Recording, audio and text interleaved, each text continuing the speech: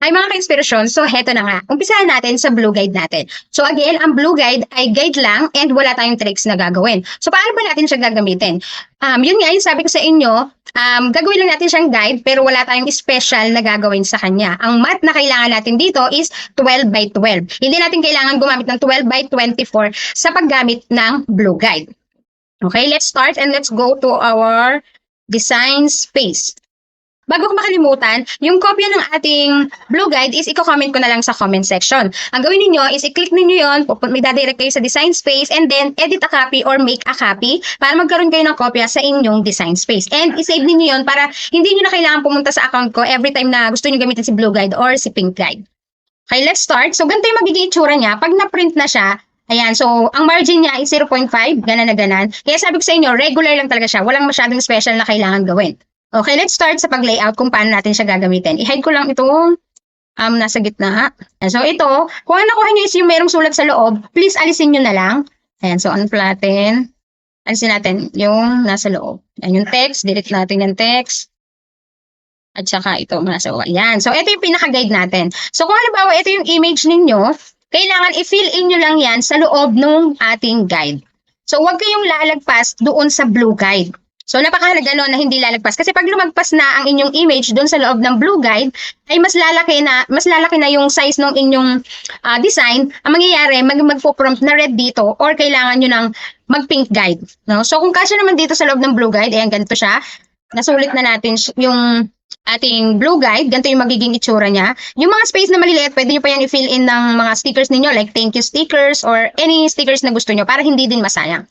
So, eto na, na-fill in na natin sa loob yung ating mga elements. Ngayon, hindi natin isasama si guide. No? I-hide natin siya. Pwede nyo siya dito i-click and then delete. I-delete nyo. Or kung gusto nyo, i-hide lang natin. Ako dito ako sa layers nag-aalis. So, ito yung Blue Guide. I-click ko lang yung mata para ma-hide. And yung step na to is kailangan. Highlights ninyo all the elements and then click attach. So, bakit natin ginawa yung attach?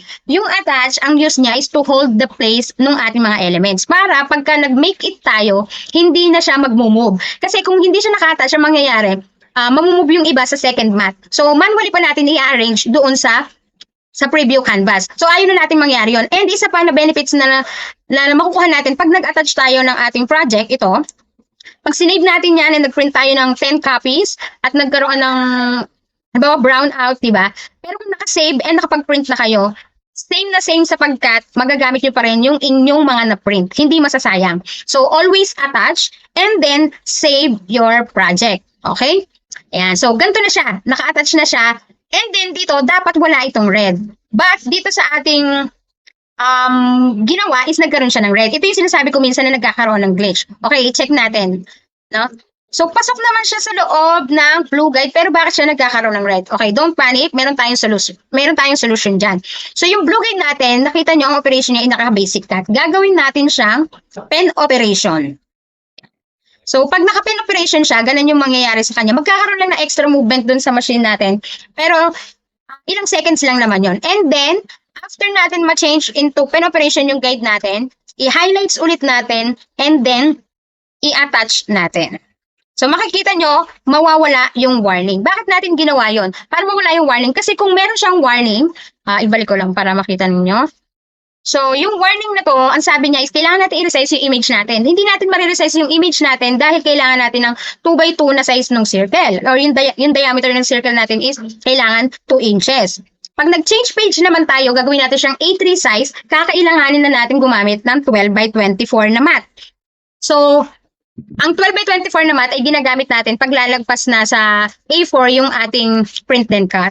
At ang machine na kailangan gumamit ng 12 by 24 pagka nag-A3 size kayo sa settings ay sila Maker 4, Explorer 5, Explorer 4, Explorer 3, ang hindi, at saka si Maker 3. Ang hindi lang, or ang pwede lang gumamit ng 12 by 12 even na naka-pink guide ay si Explorer Air 2 at si Maker. Silang dalawa lang. So, the rest of the machine is smart cutting machine na sila. Sila ay, yung mga nagamit ng smart materials, sila yung mga kailangan ng 12 by 24. Bakit? Kasi nai-scan na nila yung size ng ating mat. So, kailangan natin ng 12 by 24 or else hindi sila mag-go. Understand? Ang machine lang po na pwede gumamit ng 12 by 12 sa pink guide or pag nag-adjust ng settings into A3 ay si Explore Air 2 at si Maker. Sila lang pong dalawa. The rest kailangan ng 12 by 24. Okay, so ngayon nasolusyonan na natin yung ating itong red warning na image too large. Again, yung ating mga elements naka-attach na yan. Yung ating blue guide, change natin into pen operation. I-select natin yung 2 elements natin and then attach again. Para mawala, yon. So, kung na-encounter nyo yon, yung kagaya nito, ganun lang yung gagawin ninyo.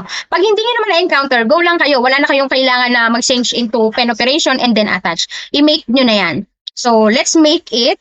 Yeah, so ito na tayo sa ating preview canvas. So, nakita nyo, isang mat lang siya and naka-arrange na automatically yung ating design. Wala kayong gagalawin dyan, wag nyo nang i-move, hayaan nyo lang. And then, mapapansin nyo dito, tayo ay naka A4. Okay, so blue guide ang gamit natin dito ha. So ngayon, ipiprint na natin siya. Ang print and cut ni Cricut or ang machine natin is hindi nakakapag-print. Kailangan natin ng separate printer para mag-print. And then, yung machine lang natin yung magka-cut. So, send to printer. So, magwa-warning siya. You can put don't show again. Next. Ayan. So, ito, yung add bleed is yung pasobra. Napansin nyo, yung circle natin is color green, yung parang pinaka-border niya. Para magkaroon siya ng pasobra and maiwasan yung off-cut, kailangan natin na lagyan ng add bleed. So ako, pagka may border yung aking image or design, nilalagyan ko siya ng add bleed. Okay. Yan. So nakakonect na yung ating printer. And then, add bleed natin. And to change the quality of the print, kailangan itong use system dialog nakatoggle on din. And then, print na natin. May lalabas dito sa left side na maliit na box. List yon ng mga printers ninyo and doon kayo makakapag-change ng inyong printer setting. So, G1010 yung gagamitin natin. Let's go to preference. Ayan. So, dito mababago nyo yung setting. So, ako nakamat photo paper high quality. A4 yung size ng printer paper size. Again, A4 yung size ng ating printer paper size. A4 din yung isasalang natin na papel. Okay. So, i-print na natin yan. Yan, print. And so, done. And then, antayin lang natin na ma-print siya. And ito yung magiging itsura after ma-print. So, mapapansin niyo yung kanyang margin is naka 0.5 inches. And ang ginamit natin dito na guide is si Blue Guide. So, ganito lang yung ating Blue Guide regular A4. So, dito, naka-add bleed tayo, kaya may pasobra yung green. And mapapansin nyo yan pag pinilop na natin itong ating sticker. So, ayan. So, nakita nyo, yung pasobra ay hindi na-cut. Ang purpose kasi nan is to avoid yung off-cut na white para hindi mapansin. Ganun. And pagka merong border yung inyong image, mas maganda. Pero kung naka-white, okay lang na naka-off yung add bleed. And ayun, ganun lang kadali si Blue Guide na gamitin.